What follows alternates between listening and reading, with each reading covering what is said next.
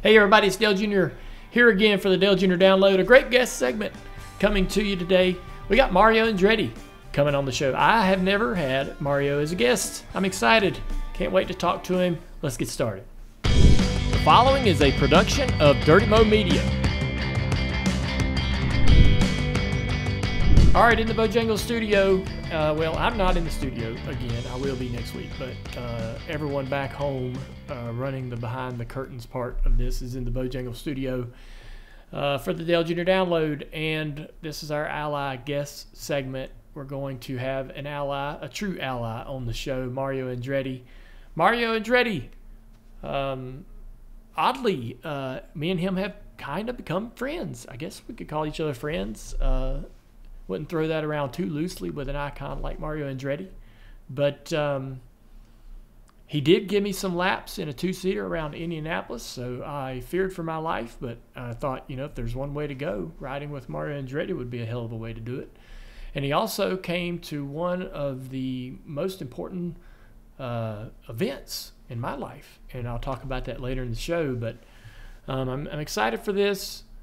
And I also want to thank Marco Andretti for, becoming, me and Marco have kind of become pals over the last 10 years. And I think it's because of Marco that I'm that excited about this interview, and I feel so good and comfortable about doing it.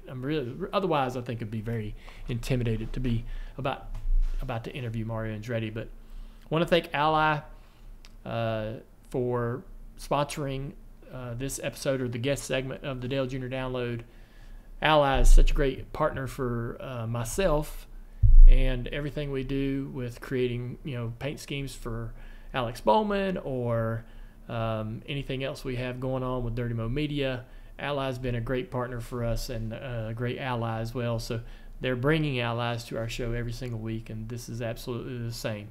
Mario Andretti is definitely an ally, so no matter what you're saving for, whether it's race tickets, a car, a new home, we're all better off with an ally. It's time to get Mario Andretti on the show. All right, so we got Mario Andretti on the Dale Jr. Download, man. This is, I got to tell you, man, this is something I've been looking forward to for a long time. I was hoping to get you in the studio because just being around you is awesome with everything you've accomplished, but I'm thankful that you're going to give us some time today, Mario. I want to know, man, where are you at right now? I'm in my office at home. Yes. Where's home? Home is in Nazareth, Pennsylvania. Yep. And my noisy neighbor is Marco. I know. I've been over to Marco's house, and he showed me how close you guys live to each other. I've got to imagine that it's pretty cool to have him pop in unannounced every once in a while. Oh, you bet. Yeah. We're together quite a bit when we're at home, of course. That's a good thing. Yeah. What are you spending your time doing these days? What keeps you busy? Well, Junior, I'm on the road a lot, obviously, as you could expect. I mean, that's what do we do? Everything is connected with the sport in one way or another. Obviously, with Michael being involved in all of those different disciplines, it gives me reason to choose now and then a little bit, but I'm a little bit here, a little bit there. This past weekend I was in Montreal. I should have been at Elkhart Lake and all of that. And then I was watching Sonoma and watching my boy win that race, So I'm trying to take it all in, some on the road and, of course, whatever I can on TV. But, the sport is, what we live for, and I want to stay informed, if you will, of everything that's going on at the top level. So, life is busy, and I like it that way. Yeah, I was. I think the last thing you said was life is busy, and I like to keep it that way. There's a lot of. I talk to a lot of drivers who. I always find the retirement from full-time driving, I always find that a really fascinating thing to talk about. And you'll see some drivers like yourself, Richard Petty, that will, remain involved in the sport in lots of ways. But then there's other drivers that completely disappear. And I always kind of find that fascinating. You're one of those that, you know, due to your son's involvement in the race team and Marco's competing, there's obvious reasons for you to continue to be around the sport. But you also, have your own projects going on and your own relationships and partnerships to nurture. And so what is there? Is there ever a time where you think you would completely step away and enjoy just doing nothing? Absolutely not. No, you know what? I always said that I had a tough time really deciding when to come out of the cockpit. As you know, I was due to do that. I mean, my last race, I was 60 years old at 24 Hours of Le Mans as far as a professional event. And again, I just love my driving so much. I don't know anybody that could have enjoyed that and loved it more than I did. Maybe as much, but not more. Yeah. And I always was concerned about what would life be without, out of the cockpit after being in it for so many years. But the fact that the family continue, on both sides with my twin brother Aldo and myself, we're third generation drivers still out there. And then, with Michael being involved, as I said, in every aspect of our sport, that gives me reason to find a home no matter where I go. And pretty soon it's going to be a home even at Cup, Yeah. And I hope I'm still alive for that. But, and that's a good thing. But I always said, when I'm going to go until they put me in a box. And when they put me in a box, it better have wheels on and a steering wheel. You mentioned your brother Aldo. I wanted to talk, I guess is a good transition to early life. You had a very challenging childhood, a lot of moving around, and eventually you at one point ended up in a refugee camp in Italy. What part of that do you remember, if any of it, as a child? Oh, I vividly remember all of it, obviously, no question, because so many events were happening and so much of it seems to be negative, which everything pretty much turned into positives. I mean, just for us, my dad deciding to come to America and not knowing what to be looking forward to or what it was going to be in a new world. It turned out to be everything for us. I said this million of times, when everything shakes out, our family were the perfect example of the American dream. 2 days after arriving here in Nazareth, it was in June 15, 1955, here the stock car season was in full swing, and that's when I found out that it was a track here, racing. And 2 years later, my brother and I, with a couple of other buddies, we started building a car. And where do we go? We had always got to have the geek around, somebody that knows everything. Because we didn't. And he suggested that at that time, seemed like the Hudsons were pretty lively, very competitive on the dirt tracks in NASCAR, and so we decided to go in that direction, so we bought some information about that, and we built a '48 Hudson Hornet, to race locally. And we started racing 2 years later. At age 19, my career basically in Aldo's began at age 19. And mine, I never, missed a beat. I only missed 2 races because of injury until I was 60. So as you can see, things went, better than we could have ever dreamed of. And all of my most ambitious dreams were, pretty much accomplished. And that's a blessing in itself. Obviously, I take nothing for granted. I was very fortunate in my career, as you can see, going through the decades where things were certainly not as safe as they are today. Somehow I missed many bullets, and Aldo didn't, and unfortunately, so that's what brings reality to it. And my younger son, Jeff, didn't either, so we know, Michael and I know how lucky we've been. And again, just I could have ever hoped for anything better for my career, no matter what.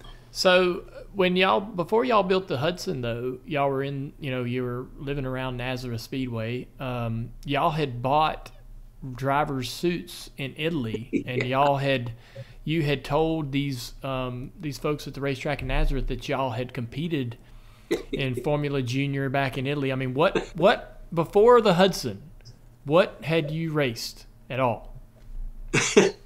Zero. No. Oh my God. On the streets with a 57 Chevy.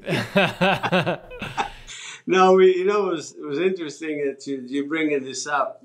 At age 19 in those days, Junior, you had to be 21 to race professionally. Oh, because of insurance or whatever. And and we thought when we started building the car that we had 4 years of time, but the car was ready in 2 years, and we figured we're not going to wait. So what do? We got to dream up something, and we befriended the local editor of the local newspaper here, Les Young, and I said, you got to do something with our driver's license on a birthday. And then, as you said, Aldo and I just went out. We bought 2 racing suits from Salasport in Italy, as I always say, with the zippers and everything. Mine was white, his was blue. And so we looked professional. And then we came up with a story that we used to race Formula Junior in Italy, which actually was a reality. But, of course, that was a pipe dream in itself. And the interesting part about it that we were winning some races, so all this story goes out, and the auto sprint in Italy picked up that we came to America, and then after racing Formula Junior in Ancona, like I said, and then my relatives back home says, "Oh, why didn't you tell us you were racing when you were still back here, in Italy?"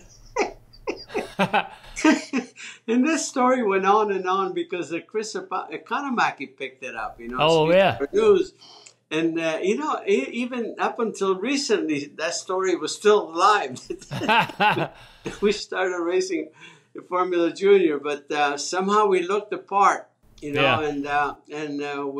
we went through it. The only problem is, Dale, that when I turned 21, finally, I didn't want to be 23. Yeah. I had to start saying, oh, well, I had to come up with, we just, there was a bit of a fib there, so anyway, that's how we got going here at age 19. So it's pretty fascinating. I did not know that basically your very early beginnings in motorsport as a driver were in a stock car. Yeah, like a very, like a similar sportsman. We ran sportsman, and we won. Actually, you know what? We won. Aldo, we had one car, like I said, one car, one helmet, and 2 drivers, and we used to alternate. Aldo won the toss for the first race. He won the heat and the feature. And I can't believe. I mean, that car was just what we needed because the idea was that Charlie Mitch was the guy that actually directed us put us in that direction. He knew a little bit about what was going on, and he said that no use trying to build something that like they're doing locally here. Cut down, 32 Chevy or whatever, and rail jobs. And he says, the reason that we found now later that some of these Hudsons were really very, very good, especially on the racetrack where you put a lot of cross weight because of the rigidity. There was the only car at that time with a unit body construction.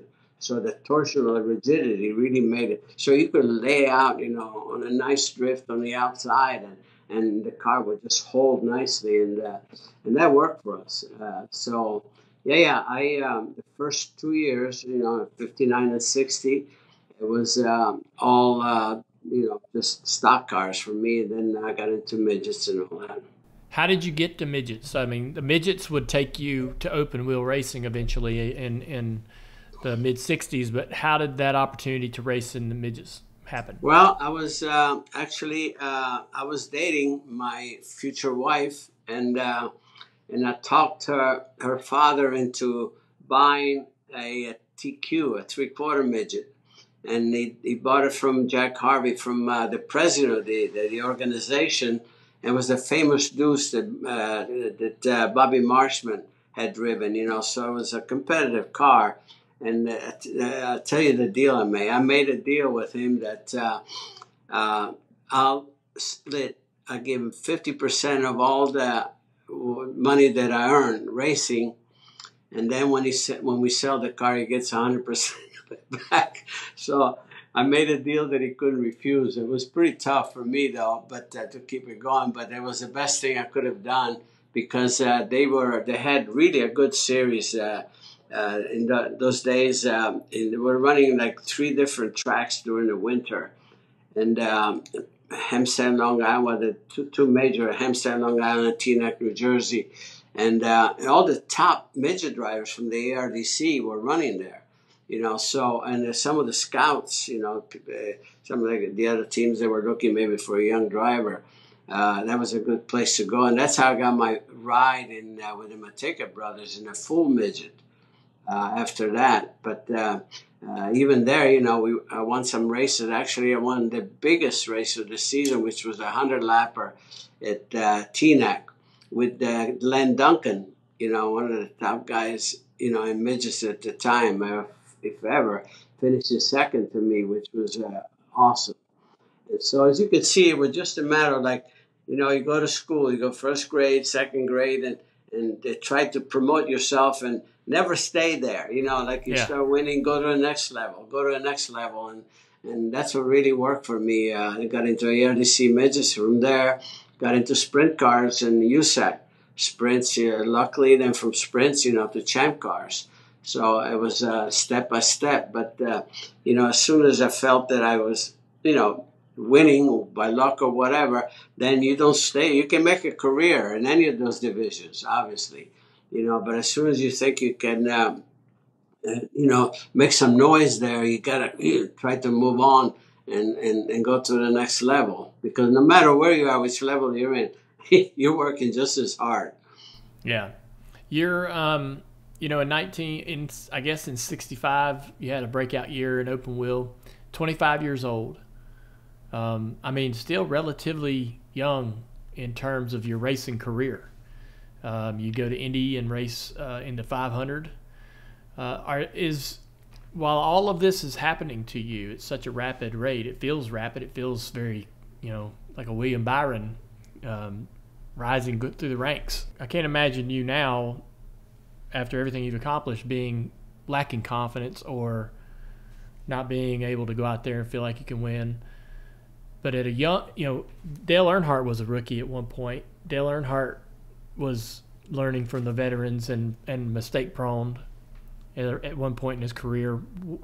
At a young age, Mario Andretti, at 25 years old, going through all of these processes and having so much success, did it come easy? Was your confidence level through the roof? Were there moments when you stumbled and had questioned what your choices were and what you were doing? Well, a little bit of all of it. The fact is, when I look back, I always say certain moments. What if this wouldn't have happened? What if that wouldn't have happened? And quite honestly, I was able to take advantage. Unfortunately, felt like a vulture through the bad luck of somebody. In those days, there were a lot of injuries, as you know. And that's how I benefited as I went on from ride to ride. When somebody got hurt, all of a sudden they're looking, okay, I was there, man, ready to go. And then I had to show something, you know. So that was obviously the challenge, that you're always looking. they always have. But you know, when you're driven, you know, I was always driven with some unbelievable passion and love for what I was doing. I thanked every moment, you know, that I had a chance to sit in the cockpit of a race car, and and again, you know, some of the people around me, they could see the passion, and they were helping me, you know, were trying to help me move on and pick up the opportunities, you know, when from sprint cars, you know, you look around, there's always somebody obviously better than you, no question, you know, and you try to learn. You try to say, what can I learn from Don Branson, from AJ Foyt, from Pernelli Jones, and people like that, and McCluskey, all the guys that obviously, you know, were the best at their game, you know, at different places, and try to put that to good use. It's just, but here again, just the opportunity that I had to go with the top team, just like from sprint cars to champ cars. Chuck Hulse was hurt. He was killed in a sprint car that I was in, you know, in a race that I was in just before Indianapolis in 1964. And all of a sudden, they don't have a driver. And guess who was in line to test for the team in Trenton before Indianapolis? It was Roger Penske. Yeah. Before me. And he talks about it at times, you know, and sometimes, and then it was Roger or me. But Roger, the last minute, had a commitment somewhere else with his businesses and so forth. So here I am. And it was during the Firestone tire test. Yeah. And somehow I impressed somebody. You know, I know Roger Ward and Pernelli Jones were in the same test. And then Roger Ward, then they got it in the Roadster that I was driving. They were running a Lorenzen car at the time. And they got in the Roadster I was driving. And Roger, he was impressed at the time that I made because I was quicker than he was, you know. But he just took a couple of laps, but he thought that. And then, you know, I skipped Indy that year because Clint Bronner says, no, you're not ready for that. And he was so right. But I drove a couple more races during that season, but I wanted to keep my rookie status for the following year. And then the following year, as you can see, in 65, it was a true rookie year, and it was with the Dean Van Line group and the right people, you know, Yeah. Clint Bronner, Jim McGee, and that's the whole thing. And they were so patient with me and everything else, and they just knew how to deal with me, to cool me down. And, you know, I figure because Jim McGee says, you know what, I'm going to start sending you Christmas cards in August because you'll never make it to Christmas. You know? So it was that kind of a thing. So, you know, just don't go any, you know, don't take any more chances that you really need to. You know, for us, we're all good enough. I mean, all of what they were telling me was exactly what I needed. It's not that it slowed me down, but it probably kept me, you know, inside, you know, the danger area a little more, if you know what I mean. So a lot of those things really worked for me. And then, you know, finishing third and getting the Rookie of the Year at Indy, and my rookie year, of course, it's the only time you get a rookie, but then winning the national championship in my rookie year, you know, that was a big one for me, as you can imagine, because it opens up, you know, opportunities. The other opportunity was, and all of a sudden, I had a great relationship with Ford because, you know, using the new 4 overhead cam engines. Then you know, I'm befriending them, you know, on a Le Mans program to get into sports cars. And then from there, you know, they were involved with Holman-Moody, you know, in the sports cars. And then, you know, I said to John Holman, I said, hey, you know, about, you know, running Daytona or something. Sure enough, you know, he had a car for me to run the biggest race in NASCAR, and things like that. You know, it just one thing led to another, if you will. Yeah. And then, you know, as you went on and started competing against the top level of drivers and feeling like, you know, you have a chance, gives you that confidence that you need. You say, you know, you start thinking, you know, maybe I belong here. Yeah. You know, and that's how it was. What did you find? I was going to ask you, if you look at the career on paper, there's all these really great opportunities, bam, bam, bam. And I'm thinking, man, I wonder how. I'm trying to put myself back in 1966, and I'm wondering, like, how is one guy getting opportunities in so many sections of motorsport that aren't really all that related, like NASCAR? And, going from Champ Car into some of the, some of these opportunities that you had in NASCAR. And so it's that relationship with Ford. It's probably also Chris Economaki and other people like that with their coverage of motorsport, especially up there where you're from in Nazareth. So you get these opportunities to come down and drive in NASCAR, but you had been driving USAC stock cars. Yeah. So I mean, this isn't like completely unnatural, right? When you get behind the wheel of a car at Daytona. Yeah, no question. Actually, the opportunity to run USAC stock cars, which was the same exact rules as NASCAR, was huge for me. And I remember, I did pretty good on the road course. In fact, I even won the Kawartha 250 up in Mosport and stuff. But the ovals, I didn't have much of an opportunity. If you can, USAC didn't have many ovals except Milwaukee or something like that. And Du Quoin, we run on the dirt.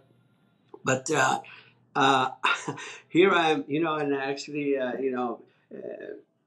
Pernelli Jones just passed away, and I brought up something along the way as to, how we became friends. We were teammates, actually, in USAC stock cars, and we were testing Milwaukee.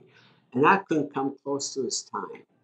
And I asked him, I said, after lunch, I said, can I sit in the car with you and just hang on to the roll bar and watch you operate this thing, And that's exactly what I did. And, Dale, you can imagine, what you see, he was so calm, so cool, feeding that wheel, through the corners. And it taught me something, and he was good, he was good. He wasn't afraid of sharing, if you know what I mean, like some might be, And so that's how you just go out there and he said, yeah, well, I learned from you, man. You're the best. And you go out there and you try to emulate people like that. And then, again, when I get into stock car, my first experience actually at the Daytona, I got to go back. It was Smokey Unick. Smokey used to have a car at Indianapolis and everything else. In '66, he invited me to drive for him. He had a Chevelle down there. And I'll tell you what. Dale, that was really an experience that was worth a book to write about, because Smokey, the reason he hired me for that race was he wanted to experiment with some setups that some of the veteran drivers would probably have nothing of it, and with me, being there, what the heck did I know? He said, don't worry, kid, like he wouldn't even let me in the shop to get fitted in the car. He said, don't worry, you're fit, I'll get a seat, And then we go out there, and he had this wild setup to me. And I figured, man, I was like on a pogo stick out there on the banking, And I said, and I had some experience on the banking even with a sports car. We used to do it flat, But you couldn't do it flat with a stock car, But at the same time, man, I was all over the place. And then I realized that he was just he had some crazy setups that he wanted to experiment with. And he did it with me. But the following year, when I got in Ford with the Holman-Moody group, and the old Jake Elder, was my crew chief, man, I said, now it's a race car. Because as a race driver, I don't care what you're in. What feels good, feels good. You're looking for the balance, you're looking at the feel. And all of a sudden I said, oh, man. Because at first I thought, man, these guys have got to be magicians to drive these things. They all feel like mine. Yeah. But that goes back to being with the right team, even when you're green about it. If you're with something that actually feels good, it's prepared right, it's a big deal. It makes all the difference in the world. That Daytona 500 win in '67 with Holman-Moody, I've heard over the years just little snippets about how your teammate was Fred Lorenzen. Obviously, Fred's the regular competitor for the team, and he's going to get the primary car, the primary engine, and all of these things. And I'd always heard and just assumed even that your car wasn't going to be quite as good, and you're going to have the second-rate pit crew and all of those things, yet you still win the race. There was something, I guess, that Donnie Allison told you a little bit about that teed you off on how your engine was a bit underpowered and so forth. What did Donnie share? Well, like I said, and 100%. I'm glad you mentioned that because it was tough to get information, even, from my own teammates and whatever, because I knew the gear that I was driving, that I had in the car was a 370 gear, and with a proper engine and the spoiler that I was running, I should have been, at least tacking around 7,200 revs. And I never saw anything over like 6,800. And that's why qualifying with that engine, I used a 60-degree spoiler instead of a 45, even though, even the Ford engineer said, nah, man, we were in a wind tunnel, and in the race, that 60-degree spoiler, you're going to be all over the place. The car is going to be too loose and whatever. I had no choice. But I had to stay with it because then, I was stuck with it. You had to race with what you qualified.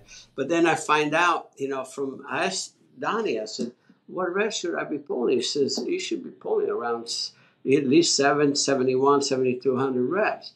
And I thought, oh, man. Then I started looking at, some of the, for the qualifiers, where they were like twin 100s at that time. And engines were coming in for the different cars, and I'm having a tough time with the individual that I'm not going to mention his name. Sure. Ford, he was not very honest with me, and I said, "Can I see the dyno sheets on all the different engines?" Oh, he said they're all within 3-4 horsepower. So the engines, they come in, there were 4 or 5 engines, and they were tagged, like it was Foyt, and there was, I think it was Kale, I think it, and Freddie and myself. So I switched one of the tags. Oh, no, you can't do that. Now that tells me everything. Yeah. So anyway, then I went on and I started complaining a little bit to John Holman, and he I tell you, he was my friend, 1,000%, and he got Waddell Wilson. Yes. I didn't know it until just really late. The Waddell Wilson built my engine for the race, and I'm scuffing tires for the race, and I'm running pretty much Curtis Turner's qualifying speed. Yeah. And I figure, oh my God, but the car was not, by myself, I was really neutral. And then I tried I said, nothing I could do aerodynamically, so I figured I put a stiffer front bar. Then it was better, but I was just pushing, and it was nothing any better. The back end was still, the aerodynamics was overriding the mechanical, and so I had to deal with it.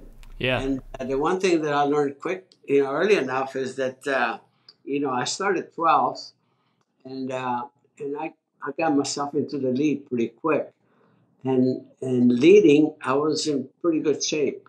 The car actually, was neutral, but, it was going to get looser. But, and I had to lead as much as possible because following and really was a problem. Then I had to make sure that I don't have too many people on my outside trying to overtake me, take me around. So I had to be a little careful about that, but I knew I had a fast car. I think now, if I can keep from crashing, I think I got a shot at making some money here today. So, and that's really what it was, because if you look at the statistic, I led I think 118 of 200 laps. Yeah. So, and quite honestly, a lot of the veterans, let them lead, you know what I mean?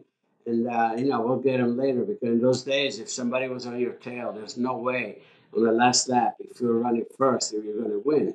But, a lot of things happen along the way. And Tiny Lund is the one that actually helped me at the end. I don't know if you want to hear that part, but Yeah. because on the last pit stop, I was running first and Freddie was running second.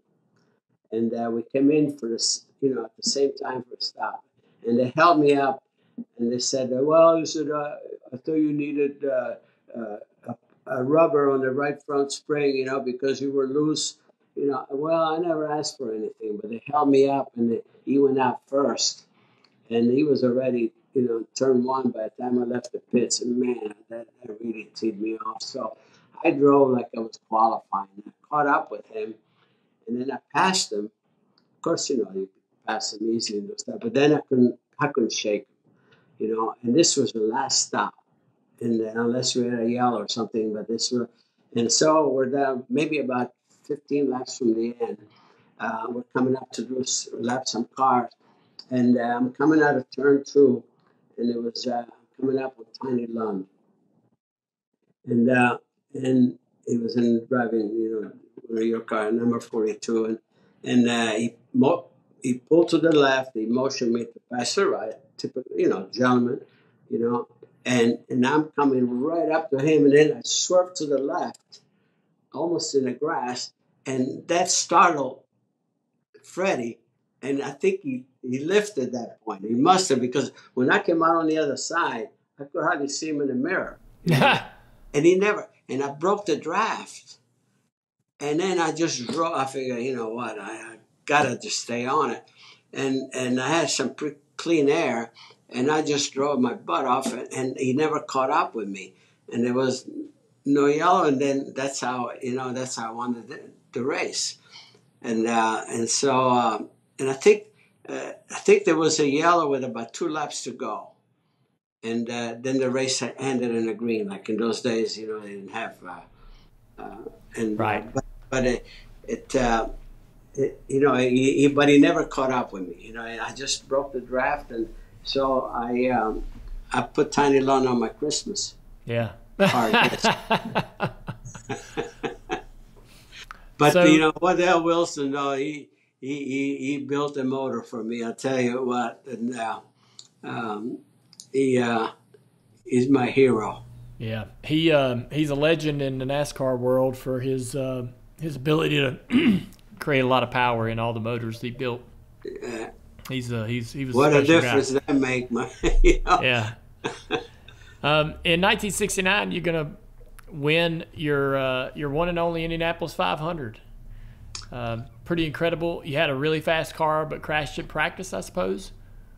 Yeah, I mean, it's what's interesting, Dale, that talk about Indianapolis. My rookie year, I finished third. I finished the race. In 66, 67, I'm on pole both years. I could have had the easiest race in my career and dropped out once the wheel came off and the other side dropped the valve. But and 68 basically the same. So 69 was my 5th race, and it's the only race that I finished after my rookie year. Yeah. And we win it, but we had, like you said, we had a really good car. I mean, a fast car, actually. I don't know about good. It was that Lotus 4-wheel drive, which was a takeoff from the turbine of the year before, Yep. with a Ford engine. Yep. And the car was quick. It was really, it's aerodynamic. You had some spoilers and so forth,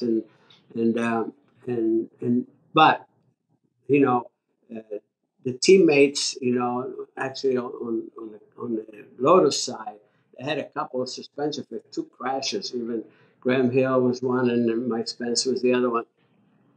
And then when you know that I was doing a race run with some fuel on board, and I did like 15 or 18 laps straight, and all of a sudden, coming out of turn 4, my right rear hub sheared, and I had a big crash and destroyed the car, and almost destroyed myself with it. But there was a lot of fire, and the car wouldn't even stop. It jumped out, which saved myself a little bit. And then this was the Thursday before the last day of qualifying, because the weekend before was rained out. So I had one day to take the spare car out and try to work it up to speed so I could qualify on a Saturday. And fortunately, the spare car was pretty good too. And we had some other issues though with the heating and all that. But I put the car in the middle of the front row, and between Foyt and Bobby Unser. And that was, gave me some confidence. But there's no way I should have finished that race. Because that car had a big time overheating problems. And on the races before that, which actually I won Hanford, the race before Indy with that car, but we used to have a big oil cooler on the side to cool the oil. And of course, we qualified without it, and we couldn't put it in a race. So my oil temperature throughout the race was like in 270, 280 degrees, and we'll never finish. Sure enough, the thing went all day, and it was, this grace of God. It took me to the end. Yeah. I think it was Andy Granatelli praying probably. And so it was very satisfying win, as you can imagine, even for Andy, which is, that race is the only thing that mattered to him. And so it was, very special, to be able to do it, not only for myself, but also for him. There's a couple things that I wanted to ask you about with and Indy and the Indy 500 bring up these ideas to me. When I watch a lot of those races, you mention it, how so many years you'd go to the racetrack and have the best, if not one of the best cars, and mechanical failures were such a common occurrence. And I mean, it bit you, all of the Unsers and AJ and everybody experienced so many difficult moments at Indy in terms of failures with some random part. And there was so much creativity among the cars. You mentioned the turbine car, the full drive, and all these different types of vehicles that were being used. I went down into the museum at Indy to see the one car that Smokey built, and thinking, that sidecar concept that he created. I'm like, who in the hell would climb in that thing and run a lap? That is insane. So, I guess, when today, all of our cars that we have, at least in the NASCAR world, they're bulletproof. The engines are bulletproof. You rarely have failures. And so, but go back to the late 60s and that era of IndyCar, when before the race begins that you've got a winning car, but you don't know how long that thing can stay in one piece. How frustrating, I guess, was that for you throughout your career? Well, as you can imagine, it was in that sense. I always say that my son Michael, and my style would really work today. It didn't work in those days very much because we were flat out right from the get-go. We were not very patient. And again, in those days, the way the rules were, we were squeezing everything out of the engines, where today, by contrast, the engines have to make so many miles before they're even pulled out of the car, or you get penalized. Yeah. So the rules today are fabulous as far as reliability factor, and that's a beautiful thing, because today's drivers have the best chance ever, except for a mistake, either by driver or by crews, to finish the race. And as you say, you mentioned in the 60s, 70s, 80s, even in early 90s, it wasn't like that. And we suffered tremendously from that standpoint because of reliability. There are races that Michael, himself or myself, that we were just flat. Just all we had to do is cruise, and bring it home. And we had so much of a lead. and then an engine like a valve spring or something like that, goes, or and yeah, frustrating to say the least, but that's the way the rules were. And if you had at your disposal 12,000 RPM, 15,000 RPM, you went to 15,000 RPM or 15.5. You know what I mean? So it's just one of those things. But the rules are the ones that made a big difference in today's motorsports across the board. I mean, you got everybody finishes 24-hour races, if you will, which is awesome. And I mean, look in NASCAR the same way. I just when do you have an engine blow? Once, I mean, every 55 races or something. So, and that's a great thing. But we, in those days, we didn't have that luxury, if you will, and it was what it was. Frustrating indeed. Yeah. You look back how many races you gave up because of that, and nothing you could do about it. I'll give you one, for instance. In 1987, I had a car that probably the only time that I felt ever going to a race. Today they have to beat me, type of thing. I had that confidence, with Adrian Newey as my engineer and all that. I mean, we had the car so.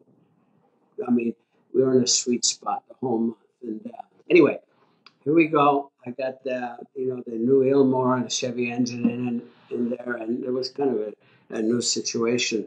And the engine guys always said, keep the revs down, keep the revs down. So on a super speed, we always got two top gears because, in case you're drafting somebody or you're alone, using, fifth and sixth. Well, anyway, so obviously I'm leading. I got 23 laps to go. I got a lap and a half lead on Al Unser. And so I'm cruising and I'm driving with the top gear. But unbeknownst to me, I was driving in the bad, harmonic range of the engine. I know it was laboring, but like I said, resonating in my ear was always, keep the revs down, keep the revs down. Well, I was keeping the revs down. And then I dropped the valve with 23 laps to go in the lead. And then to find out later, if I would have run the engine like 400 revs more, I would have probably made it to 500 miles. Can you imagine that? And Yeah. I was always accused of running too hard and abusing this and that. And this is one time that I was really trying to be easy on it, and I shouldn't have been. Yeah. So you figured that one out. I with talking about mechanical failures, also for a very, very long time, there was always a very serious threat of fire, and we've both had our own experiences with that. I've always felt I always felt like in stock cars, it was a very rare fear, and I didn't need to concern myself with it. I never thought I'd gonna back our car into the wall and be in a ball of fire. But in an Indy car, that was always a possibility. I mean, you guys are literally sitting on top of the gas tanks, and and we've seen all kinds of horrific scenes over the years at Indy through the decades. How did you manage, I guess, not only that threat of and that fear of fire, but also to your comments earlier, the injuries and the commonality of crashes always, being severe and producing injury.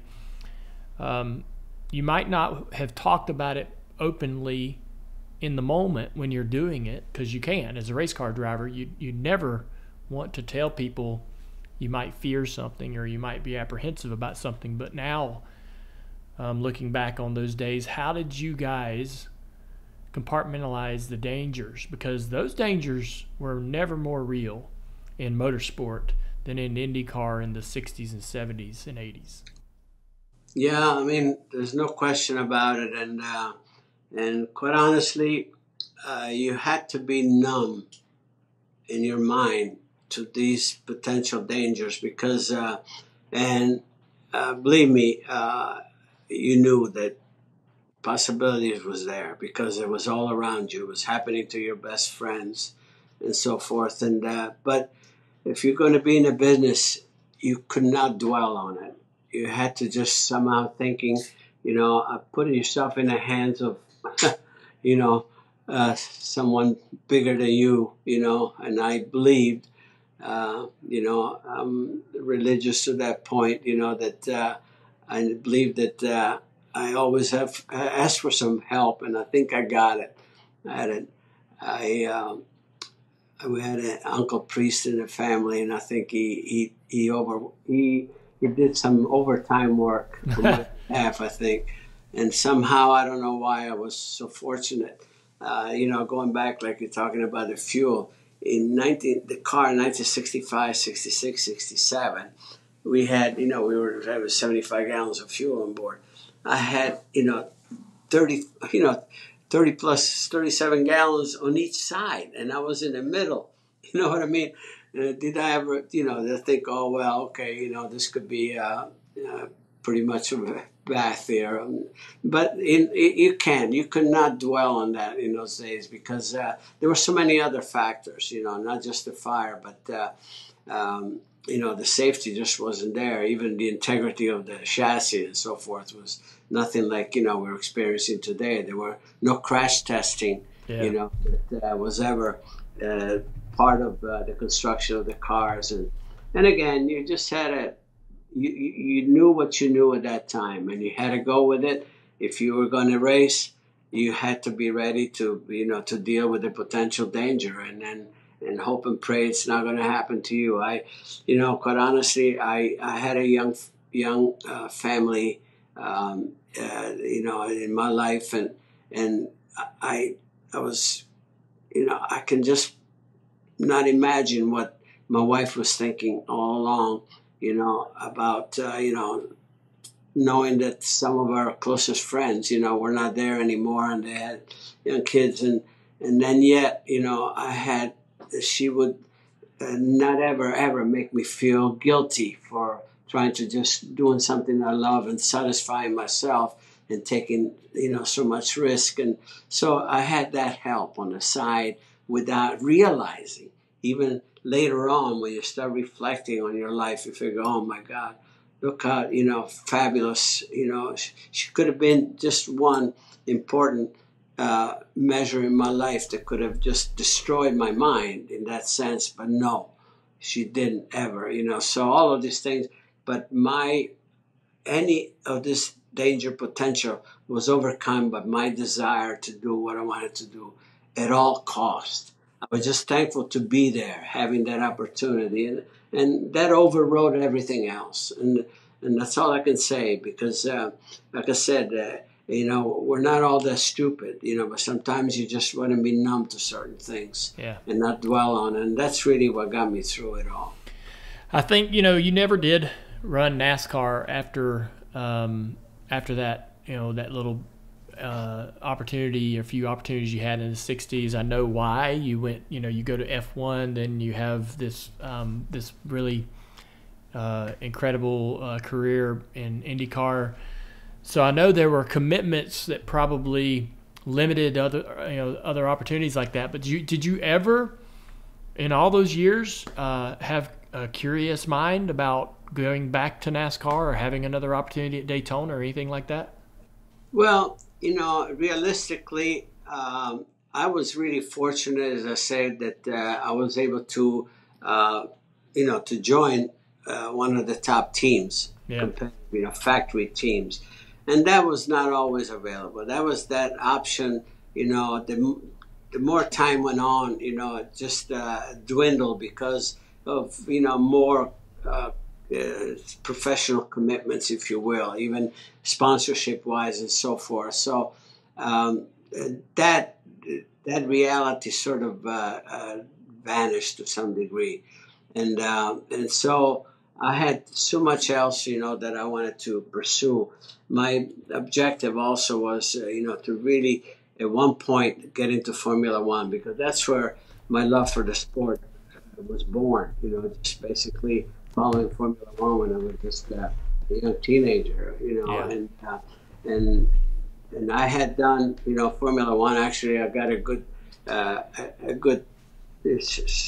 send off, if you will, on my first experience because I got to tell you in 1965, with Jim Clark, of course, world champion at the time, won Indy, and then Colin Chapman, of course, in those days we used to spend a lot more time at Indy than we do even today. So I wanted to befriend him for sure, and which I did. And then when we were saying our goodbyes after the banquet, I said to Colin Chapman, I said, Colin, I said, someday I would like to do Formula One. And he said, Mario, he said, when you think you're ready, you call me and I'll have a car for you. Now, can you imagine how that meant for me at that point? So 3 years later, after winning, the 12-hour Sebring with Bruce McLaren, and a Ford and so on and so forth, I felt I had done quite a bit of road racing, and also I won a few races in IndyCar road course. In fact, I won the first road course they ever had in a championship in '65, and I felt now it's time to test the Formula, get a Formula One, and I asked him if I could do the last two races of the season, and I said yes. Okay, there was going to be Italy, Monza, and the Watkins Glen. So we did a test in Italy. Because I needed to do a test, to feel the car. And I thought I went to heaven because, the car really, really felt so right on the road course because up to that point, all I experienced on the road course at the Indy car, which, much heavier and it's built for both. It's more of a versatile type of car. But the Formula One is only for road racing, light, very responsive and everything else. And then had the top wing, downforce the right way and all that. I figured, oh man. And it was not easy, but it was relatively easy. Yeah. And I felt so good about it. But at Monza, I could only qualify on Friday morning. In those days, by the way, there were 4 practice sessions, 2 Friday, 2 Saturday, and the quickest time you got it to whichever practice, that was your qualifying.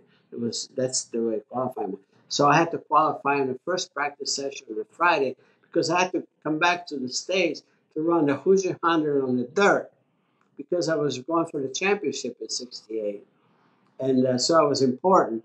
And so I. I got a Bobby Answer ride in a BRM, so qualifying we could slipstream each other, to get a quicker time. Yeah. Because I know that I was going to have any of my teammates help me, and so anyway, so we set a time, and then we came back to the States. I mean, yeah, and ran the Hoosier 100. In fact, I ran second to Foyt that weekend, and then go back to Italy, and then they wouldn't let us start the race, even though they had agreed because there was a 24-hour rule in place, but they were going to, obviously, they were still going to let us do it. They were going to waive it. But there was a protest. There was a protest, and I think it was Ferrari for whatever reason, and then we couldn't do it. But the following race, which was 2 weeks later, Watkins Glen, I put the car on pole. Your very first next to Jackie Stewart, my first. So that was so encouraging for me, here again, to be with a team that's capable. That's the whole point. And so lucky to do that. But in those days, even though I was invited, to race full-time in Formula One the following year, actually, Emerson Fittipaldi took my place, believe it or not. But, in those days, we were earning so much more here in the state, and I never, you say, oh, I don't race for money, but you know what? You cannot ignore that, because I felt the responsibility even to my family. So I could do it because of that. I couldn't. So I figured I'm going to do Formula One part-time until I get to drive most of the tracks and then go full-time. And so it wasn't until 1975 that I decided now's the time. Got to do it. I mean, I was already 35 years old and I figured, man, I got to do it now or never. And so that's when I made that commitment to do Formula One, and it, obviously paid off. So you and Parnelli built your own F1 team? Yeah, it's interesting because I was working for driving for Val and Parnelli Jones, in Indy cars and so forth, and then I kept talking Formula One. I said, look, Roger Penske did Formula One and all that, and I talked him into doing that. And at that time, we had hired, which I want to suggest, that Maurice Philippe, who was one of the chief designers for Lotus, with Colin Chapman, and he had built the 1972, 73, 74 Indy cars he had designed, and then so I said, now is the time for you to design a Formula One car, and so we campaigned a Formula One car in '75, and it wasn't very successful. Only had a fourth place finish, the best finish. The car was not really competitive because actually I give you, for instance, before South Africa we tested at Riverside, and at that point I had been driving the Formula 5000 car, which we won a lot of races with, and I couldn't come within a second and a half to my Formula 5000 car at Riverside. I said, how the hell am I compete Formula One with this thing? So we had a little issue, but then the beginning of '76, we ran South Africa, and then we were at Long Beach for the second race, and I'm in the car on the grid, and Chris Economaki puts the mic on me and said, Mario, he said, what's your reaction that this is going to be your last Formula One race because Val and Parnelli Jones decided to withdraw from Formula One? They never even know to me, and so I can imagine what my reaction was, at that point. And as here again, as fate would have it, the following morning, I'm having breakfast at the Queensway Hilton right there in Long Beach, and Colin Chapman was having breakfast by himself, a couple tables away from me. So we're looking at each other, and we're both with a chin in our socks, and Colin says, we're talking. He said he had the worst race as a team owner ever the day before. He says, things are not really going well. And I said, Colin, I'm out of a ride. They said, Mario, I wish I had a decent car to give you. He said, I said, you mean you would have a seat open for me? He says, well, yeah, but I don't have the car is not very good. I said, well, if you'll have me, I said, and make me number one. And I said, we'll make the car better. I said, we'll make it better. And that's how our relationship started, without even a contract. Yeah. Just went. And, something, we got the reason I said number one, because there was only one good chassis, one good engine, in any team. You had to be number one. And sure enough, though, we got better and better. I had like 3 podiums that year, and I won the last race of the season in Japan, which was, a race, a lot of rain, but I was on pole in the dry. So it was not just a lucky thing. Yeah. Because I won by over a lap and a half, over second place that time. And again, that started everything, for us. The following year, 77, 78, it's a banner year for us. I remember, these incredible looking race cars that you drove in F1 with insane ground effects and really smart, technology to create, is any advantage you could aerodynamically. You also had, I guess, your own knowledge from car setups on oval racing that with tire stagger and cross weight and stuff like that you could introduce to the team. How did those things, you'd never think that tire stagger would be applicable in a road racing. Cross weight to an extent, we would set our cars up on road courses, if you got a lot of right-handers and only a couple of lefts, you might split the rear springs to help you in the more the corners that you're gonna, the corner that's you're gonna be turning right the most, and you want to, have the car helping you there. But what are some of the things that you brought to the table for this race team to make that car better? Well, you're right. I mean, there was actually quite a few tricks that I think I had up my sleeve that were not a general way to go, in road racing and Formula One. And as you say, especially in those days when we had cross-swipe pliers, tires, before the radials, you could really change the circumference of the tire with just a couple of pounds of air difference and so on and so forth. But nevertheless, those little tricks, and then try to compensate by changing the springs so you don't have cross weight, but you have a little bit of stagger. And this, as you say, maybe just favor some of the quick corners, where you can make up some time and maybe give up a little bit in some of the other areas. You know what I mean? Try to favor a certain area. And that's something that I couldn't even explain it to Colin to some degree.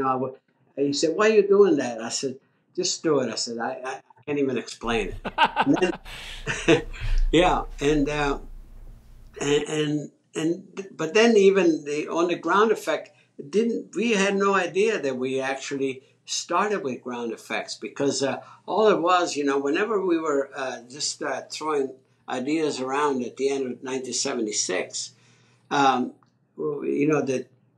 the question was put out to me by the designer. Says, "Mario, you as a driver, what is your wish in a race car?" And I said, the wish is downforce without the penalty of drag. Yeah, right. But what? Nobody laughed, actually, because I brought up an example that in 1970, the March 701 had two wing-shaped pods on each side, which was strictly aerodynamic, because Robin Hurd was aerodynamicist and everything else. And we're testing in South Africa, and I figure we're at altitude. I figure maybe those things create a lot of drag. So I was there, with the STP gang. I said, "Let's take those off."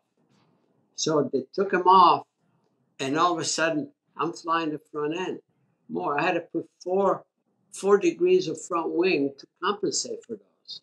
So when we were chatting, about 5 years later, 6 years later, in England, I said, "You know what? That didn't create that drag factor. No more drag." And I said, "But it created some downforce on the front."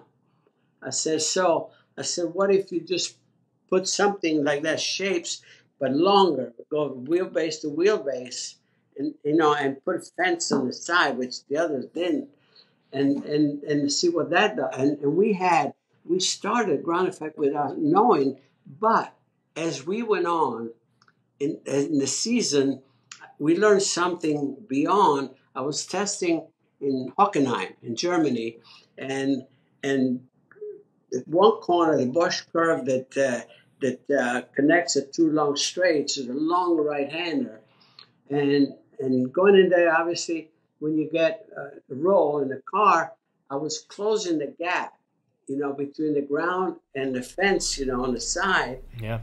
All of a sudden, I was picking up downforce, and I got braver and braver through that corner. And I said to Colin, I said, "Something happening here." So he sent one of the boys into town to get some strips of plastic, and that's what he pop riveted on the side. And I went out. Oh man! All of a sudden, for about 2 laps until I wore them off, I said, "We're picking up a tremendous amount of downforce there," and that's how this whole all of a sudden we realized what was happening. But there's so much to talk about here. But then, so you couldn't put the strips on there. There was no rule about it either way. But we put a bristles like a brush. Like a brush. Yeah. For a few laps. Yeah. For a few races.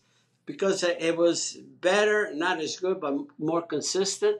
And then he designed the moving skirts, which Yeah. was actually, but he had to drive really clean because you couldn't drive on the curbs. You had to drive really, so you were, but it was not that much of a penalty. You could still do that. So that's how that developed into the total ground effects, and it was so fascinating to learn that. And the other thing that's really important, Dale, is the fact that they were doing wind tunnel testing, and in those days it was static wind tunnel, and they were making some changes, and all of a sudden I'm testing, and it's not coinciding with what the theory was in that. So it was, and Colin came up brilliant to build a moving road like a belt in a tunnel. Yeah. All of a sudden everything was different because you had to rotate the wheels. Yep.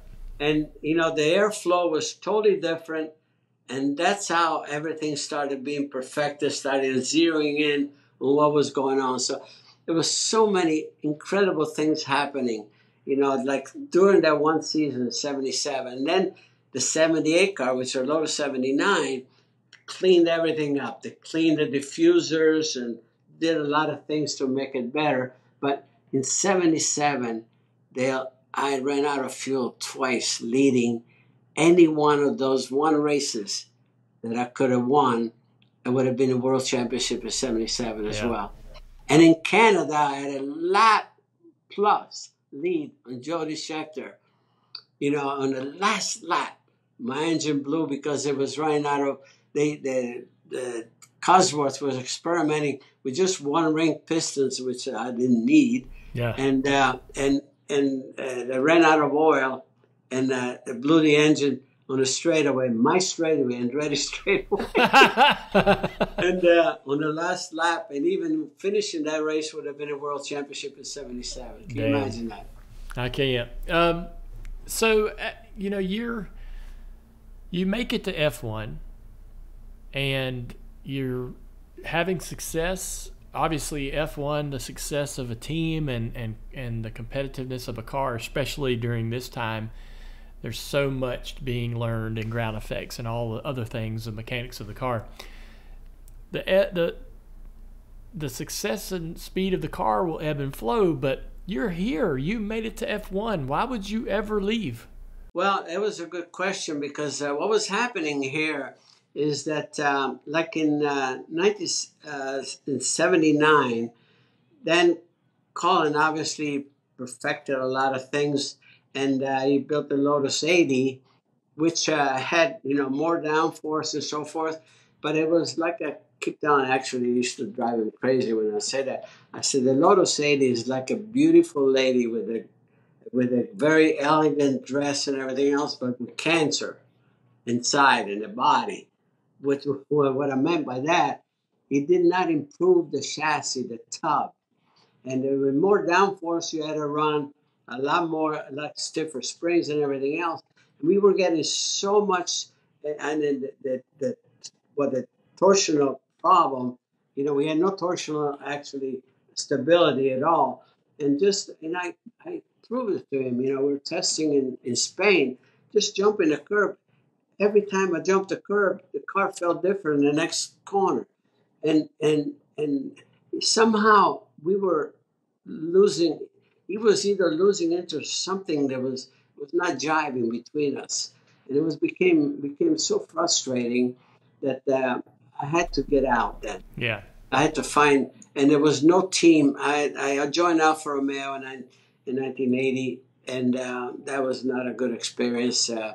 And then there was no other good seats open, and I figured I'm coming back to the States and my career here, which it was a good thing for me because I won still another championship and 18 more IndyCar races. So I did the right thing ultimately. I have no regrets in my career. This is when you read this on paper, it just sounds insane. You were declared the winner of the 1981 Indianapolis 500. You run second to Bobby Unser, but he was penalized for passing a car under caution, so that made you the winner. but they protest. Penske and Unser protest the penalty. 4 months later, they overturned the victory and replaced that with a monetary fine. You still have the winning ring from the 1981 Indianapolis 500. That's the one. like that's crazy. 4 months later. Well, here's the thing. I gotta give you a quick synopsis of why it's hard to swallow that pill. Because, I bet. As you say, by rule, they penalized. And the rule said in those days, they didn't penalize you during the race. They penalized you after because there was no computers. It was always that was the way it worked. They would go through the tapes overnight, and the race was never official until 5 a.m. Always the next day. And so anyway, I was declared a winner because he passed on 11 cars under the yellow. The penalty is 1 lap. And but you're allowed to protest. So, Roger protested and so forth. And they dragged this thing on. They brought in a famous sports lawyer from Philadelphia. I'll never forget the guy. And he got his way in every way. And anyway, and they were having deposition after deposition, calling everybody, what did you see? What is it? There's no way they could turn it any other way, except the fact that the lawyer talked USAC into allowing 3 judges, outside judges, to come in and make the final decision. One was a local radio personality, and the other 2 were 2 CEOs from one from Chicago, one from LA, and so Charlie Brockman was a radio personality from Indianapolis. He said, he says his decision was to keep it the way it was. And the other 2, they came up with the solution that under these circumstances, the penalty is too severe, so they fined him $40,000, and they gave him the race back. Well, it gets better. The following year, at the drivers' meeting, I raised my hand at the end of the meeting. I said to Tom Binfer, who was a race director the year before as well, I said, Tom, any rule changes from last year? He said, nope. So technically, I said, if today I pass 11 cars under the yellow and cross the finish line first, is the fine still $40,000 and I keep the race? Oh, no. So you can. Oh, so the rule will apply this year, but it didn't last year. So Mario, it was out of my hands. He said, I penalized them, but you know what happened. So that was a farce about this whole thing. It was hard for me to swallow to today. And it's unfortunate, Bobby always thought I didn't even blame them. I didn't blame even Roger. They did what they could.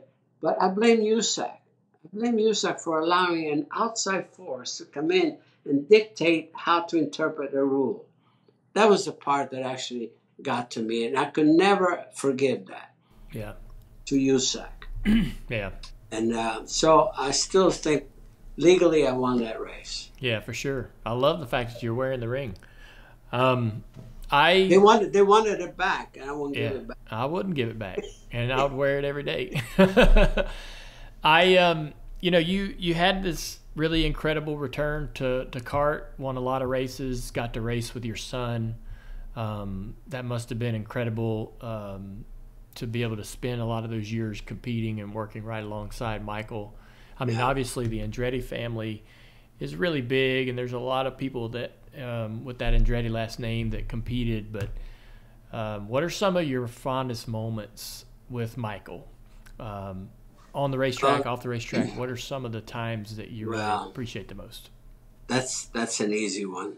I mean, that Michael and I were on podium 15 times in an IndyCar race, and we started on the front row 10 times, and we were first and second 5 times. It's something you can never design. It just happened.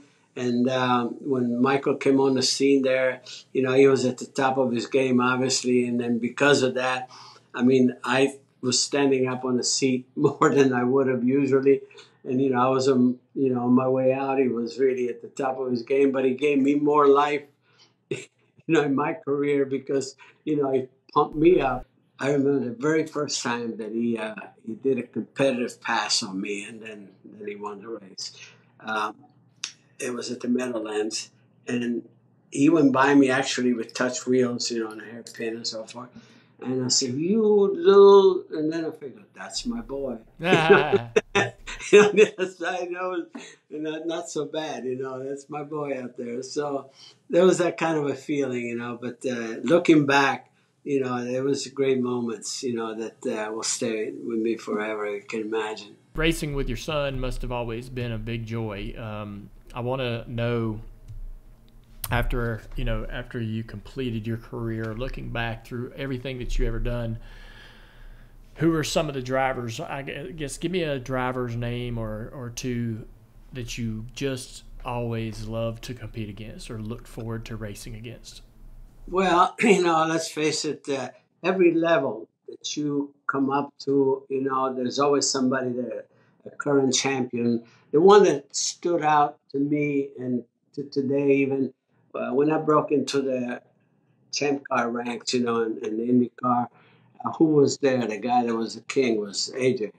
He's 5 years my senior. He was already established champion, and he was the guy, that I figured, man, if I can just keep up with this dude, it'd be something. But that's what makes you work hard. Somebody like that, you look back, later when you reflect on things, it's because of individuals like that made you a better driver. Because then you really start reaching. You just, if you have that, obviously, uh, that objective. So I somehow, that's what I got to beat somehow. That's the ultimate satisfaction. That's what makes That's what makes you better. Yeah. And he's one for sure. Like I said earlier, my first Formula One race, having alongside of me current world champion Jackie Stewart. My goodness, they talk about confidence. Probably you have to be careful not to be overconfident, but at least it makes you feel like you belong there. You see what I mean? And that's huge. And sometimes when something you want so bad, and you have some doubts, and then it's confirmed. You know what? They knew I was here yesterday. You see what I mean? These are the moments that are priceless, if you will, just in your life and your career. And as you said, there was, throughout the years, though, there's always somebody out there that's better than you. But that's what makes you work. That's what gives you the incentive, just to reach, and reach. When you retired, somebody told me this story, and I didn't know whether this was true or a bit of you just telling a joke. But somebody said that you learned that you were allergic to retirement. What did you mean by that? Well, actually, it was actually physical. I started having some issues that I never before. I started having some breathing issues, and I said, man, I never experienced that in my life. And I go out there, go to doctors and they try to figure it out. And they look back at my history. And finally, there was a doctor at the University of Philadelphia, Pennsylvania, Philadelphia, that he was interested in my case. I said, how, he said, explain to me your life. Right? And then I was telling him about racing, all my life, since I was, just a teenager and so forth. He said, I think I got it. I think you lived your entire life, basically up to now, on adrenaline. I said, and your body thinks you're dead. Your body has to readjust. It's really amazing. And then all of a sudden I get the opportunity to do like a one-off race, Le Mans. I retired from Indy in 65, no, 7, in 1994. And then in '95, I have an opportunity to drive Le Mans, and I'm testing on the short track at Le Mans. All of a sudden, it's, oh my God, I have my life back. So and it's amazing. Then I stayed in touch with the doctor, uh, and he says, I think it's going to take 5 to 6 years, maybe. He said to your body to really readjust, and that's exactly what happened. Yeah. Just after a while, then doing, I did some testing with Michael, like in 2003, at Indy, getting in the cockpit and everything else. All of a sudden, that seemed to be where I belong, and then, like I said, all of a sudden, everything just got back to normal. Yeah. But it took them about 5, 6 years to get back to that. You had that. You talk about testing for your son, Michael, and everybody remembers that day. We got it was a bit of a private test at Indy, not a big deal, and I just remember the news. It was like a news flash, ESPN or somebody breaks in and says, "Hey, this has just happened." You ran over some debris and your car just took off, flew up into the air.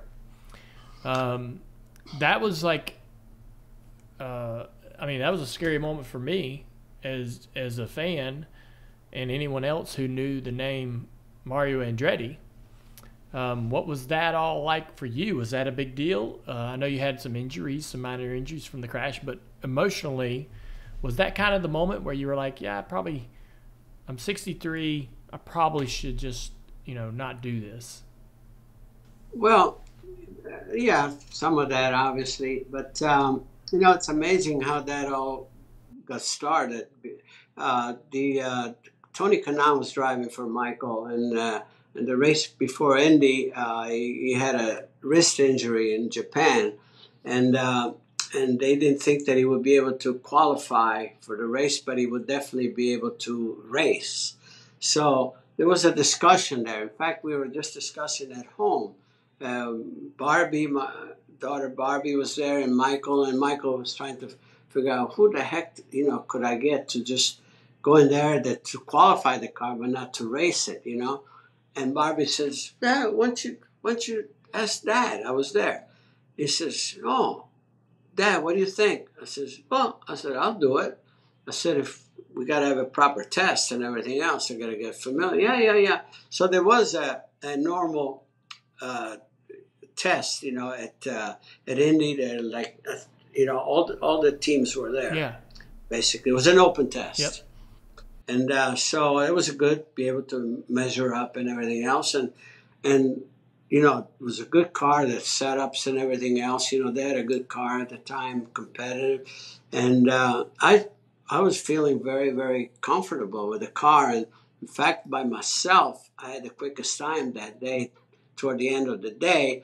And then, always me, I wanted to put a big number on the board there, and I figured I'd get a good toe, So I'm on the track, and I'm getting a perfect toe with Kenny Brack on the other Honda.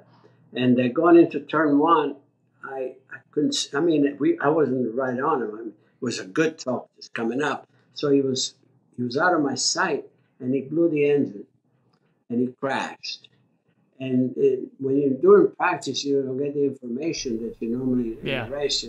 So there was no yellow or nothing. And when I came on the scene, there was scattered stuff. And then there was this was the first track activity with the safe walls. Yep. And the safe walls, between the two layers, you got that wedge thing. Yep. And one of the wedges flew out under impact and was laying in the middle of the track. Oh. If you look at the video, there's a white thing in the middle of the track, and the wedge was just right. So when I hit it, it dislodged the car from the downforce, and I started flying. But luckily, after I think 3 evolutions or whatever, I landed on wheels. And I had a little, I was fine. I Yeah. had when the thing happened, it almost busted my heel. The way it broke. Yeah, it broke the bulkhead. That's a much powerful because the telemetry said I was coming off turn one at 222 miles an hour. So I mean that's some speed there, and then I had a lot of downforce at that point. Is what I'm saying. So when it dislodged, I mean the car just started flying. But I was lucky, and quite honestly, if I had to qualify the car, I would have done it. But then he was okay. He did qualify his own car anyway. So and it was, but yeah, I mean, it was. It might have been a sign. Yeah. Mario, stay the hell out of it. You've been lucky so far. Yeah. Mario, there's you've won the Indy 500, Daytona 500. You've won at every level that you ever competed in. What are the crown jewels? What are the races that you feel like are some of the biggest races in the world? Well, I think that's pretty easy. I mean, in NASCAR, it's Daytona. Indy cars, it's Indianapolis. Formula One has to be Monaco. And the sports prototype's got to be Le Mans. That's a heck of a lineup right there, man. Yeah, Yeah, you've been for out sure. you've been out there and been competitive and dominated in all those.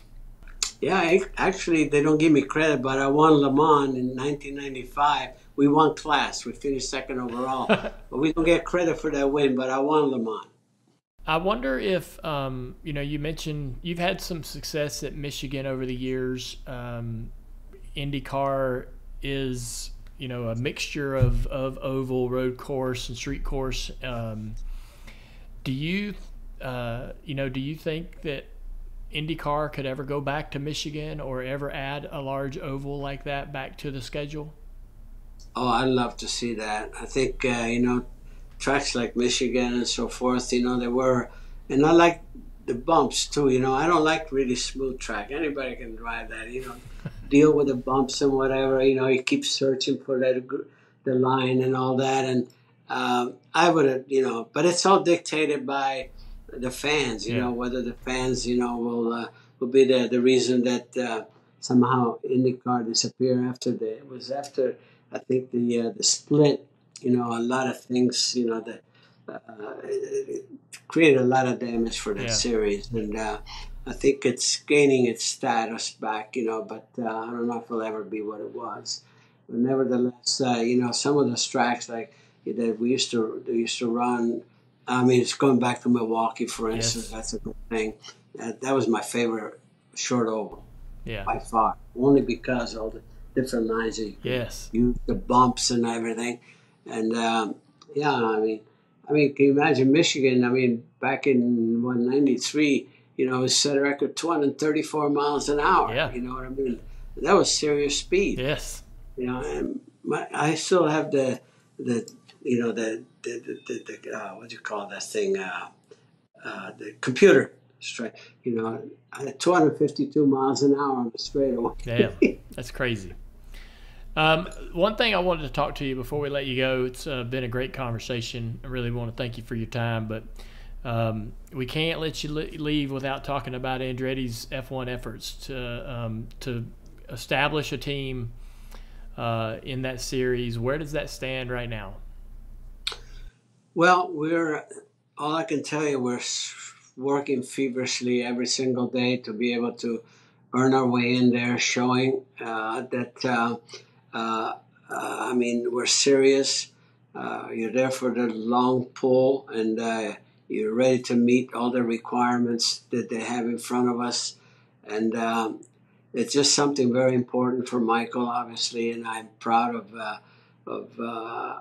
I think this effort that he's putting forth and staying with it, So again, I like to think that ultimately reason will prevail in this, and it will be in there, along with General Motors, with the Cadillac brand on our side and everything. That with the popularity of Formula One in the States right now, I can't see how another U.S. team based here, could not be helpful for the fan base and everything else, to be so.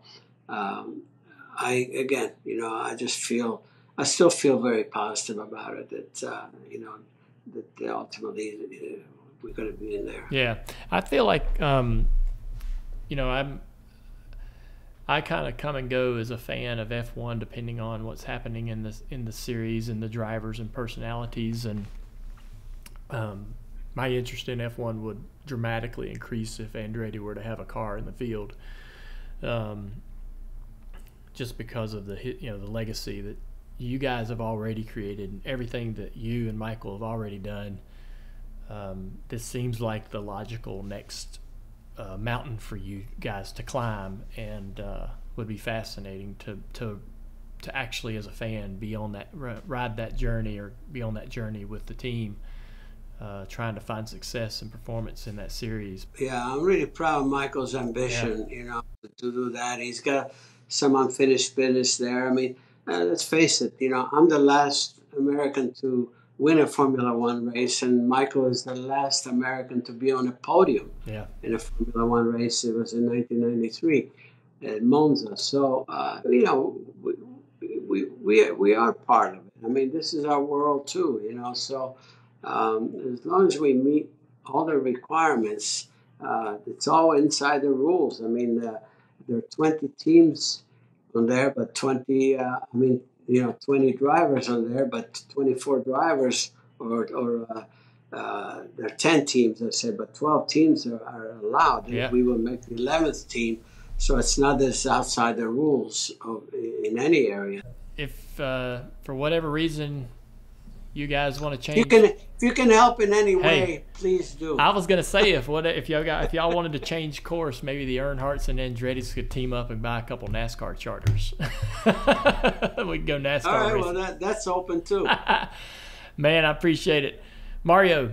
I got to tell you, man, I feel so lucky to have the opportunity to talk to you. You're a massive hero to so many people. I want to tell everyone that I had my 40th birthday party. Me and Marco have become friendly over the last decade, and Marco's been super kind to me and just a great dude. I'm at my 40th birthday party in Charlotte, North Carolina, and Marco showed up with you. And I really, really appreciated that. Thought it was, we had a lot of great, cool people there, but we didn't have Mario Andretti until Marco showed up. But I've always thought the world of you. Such a pleasure to be able to talk to you and celebrate you. Wishing you all the best. Tell Marco when he drops in that we say hello. And again, thank you for letting us take some of your time today. Dale, there's a lot of mutual feeling here, with you and your dad and what you've accomplished where we are. We're all racers, and it's incredible respect, and thank you so much for being so kind toward us. And it's good that you have someone at your level, with Marco. You guys can be buddies. Yeah. And you look a day over 40. Appreciate it. Yeah, me and Marco are hanging in there somehow. I appreciate it, man. Thank you very much. Right. Mario Andretti on the Dale Jr. Download. Well, there you go, Mario Andretti. Just awesome to be able to talk to a legend. When we talk about Kyle Larson being one of the greatest drivers currently, right? Is he the greatest? What makes him the greatest? Well, I always, and a lot of people do this, well, he's really good at everything, kind of like Mario Andretti. And Mario Andretti, I mean, how many times was he mentioned in pop culture, music? He's the standard in terms of like racing excellence. And so just really cool, great story. I enjoyed the conversation, of course. I think I would have really liked to have talked more about his really, really young childhood and the trials and challenges that his family had, that it ultimately, ended up having them in a refugee camp and then leaving Europe altogether to move here. I'd love to get into detail, but that would probably need its own show, and I didn't want to lose opportunity on the back end to talk F1 and everything else they've got going on. So, but that part, I watched this movie last night about, it was just a World War II film that got me thinking about how difficult life must have been back in those days, and how, this is Mario Andretti, the child, right? He's not even a race car driver yet, and how delicate life is, and how, like he said, if one little thing falls the other way or a different way, he never becomes the Mario Andretti we know. And some very critical moments and some very delicate moments were happening for him back in those childhood days. So I would love to talk to him more about that. But feel like we spent the time well. Feel like we handled that really well. So this is I'm grateful and I'm thankful because I'm able to be on vacation with my family for a majority of the this little block in the summer. Still able to do these podcasts and actually have some really unique guests on because of the circumstances of being remote. Now we can kind of, I've always said, we're never going to interview somebody unless they can be in the room. Well, in this moment, since I can't be in the room, we can waive that personal rule and have people like Mario and Mark Martin and Luke Combs and do some pretty fun guests during this stretch. So I'm thankful for that. And I'll be honest, when I've done this podcast, whether it's a guest segment or Dirty Air in the past remotely, I've hated it. I didn't feel like I was doing my best work, and I didn't feel like our equipment was good enough, and the setup was rudimentary and thrown together. But we knew we were going to be here during these couple weeks in the summer, so I've spent the last 6 months sort of getting ready and having the right equipment and making the room somewhat functional. And so I'm really enjoying this. So I don't feel like we're missing out on any of the quality. And again, the guests are a bit more, robust because of this opportunity. I'm going back home, so I'll be back in studio next time we're doing this, but this was fun. So I want to thank Ally, always bringing us the guest segment every week. Ally supports the Wednesday guest segment podcast. They are our official sponsor for the guest segment, and we're so thankful for them for that support. It allows us to be able to edit, cut, create sound design, and all the things to be able to put this together and give it to you for free. And so thank you, Ally, for everything you do for us to bring. You're our ally, and thank you for bringing allies like Mario Andretti to the show. All right, it's time for the white flag. As I mentioned yesterday, the teardown with Jeff Gluck and Jordan Bianchi dropped Sunday night. Monday's actions detrimental with Denny Hamlin, or door bumper clear as well, came out. Yesterday we had our Dirty Air show, a lot of fun goofing around with the boys on that show. Today, Speed Street with Connor Daly and Chase Holden comes out, and tomorrow, DJD Reloaded. Some of the things we talked to Mario about will tee up a lot of the content that you'll hear tomorrow in DJD Reloaded. Some of those questions are going to spark some conversation on DJD Reloaded tomorrow. And Dirty Modo with Steve Letarte and Tampa Tims. This is a really important episode of Dirty Modo because we're going to Iowa, the unknown of Iowa. How will Letarte and Tampa Tims and the guys handicap the field, and what are some of the smart bets, safe bets to make so you don't get yourself into trouble? Obviously, round 3 of the Denny Hamlin Bracket Challenge heads to Iowa. Although my bracket is destroyed, yours may be running strong. So follow your bracket at dirtymomedia.com/bracket challenge. Hope you enjoyed today's show. We'll check you later. Check out Dirty Mo Media on Twitter, Facebook, TikTok, and Instagram.